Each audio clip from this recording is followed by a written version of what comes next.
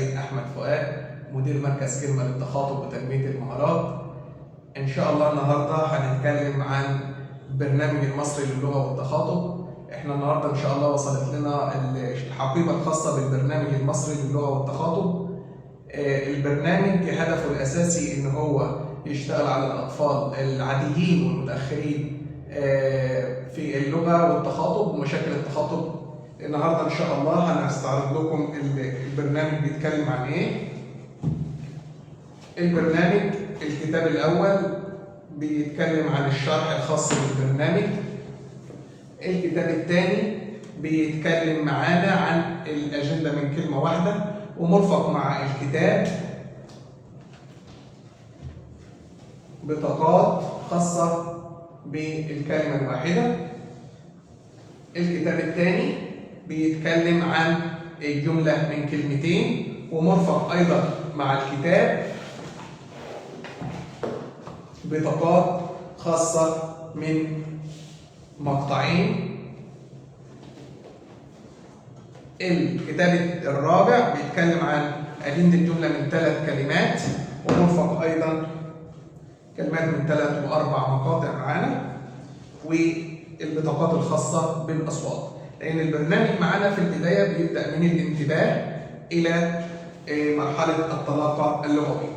الكتاب الخامس بيتكلم عن الوصف، وهو بيعتمد على وصف صورة زي اللي حضراتكم شايفينها هنا. وبعد كده بنبدأ بمرحلة القصص المصورة،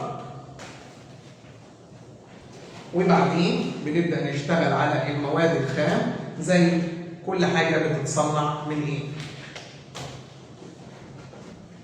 واللي بعد كده الوظائف والأماكن. صراحة الحقيبة دسمة ومليانة بالكتب، وطبعا الإعداد أكثر من رائع للدكتور أحمد محمد عبد الغني. بعد كده بنتكلم عن المعكوسات، الألوان، الأشكال الهندسية، والعلاقات. كل ده بيزود الطلاقة اللغوية عند الطفل. وآخر حاجة معانا هي السخافات. وبعد كده البرنامج المصري لتعليم المهارات الخاصة بالقراءة والكتابة.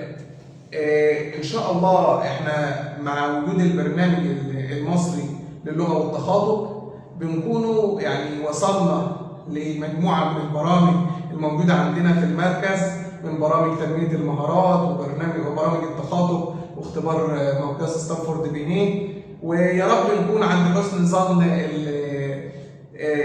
الأهل والأطفال، وإن إحنا نقدر نوصل لهم الرسالة ونكون الفارق في حياتهم بإننا نعلمهم ولو كلمة واحدة. وعلشان كده بقول لهم يا رب نكون تحت حسن ظن حضراتكم. السلام عليكم ورحمة الله وبركاته.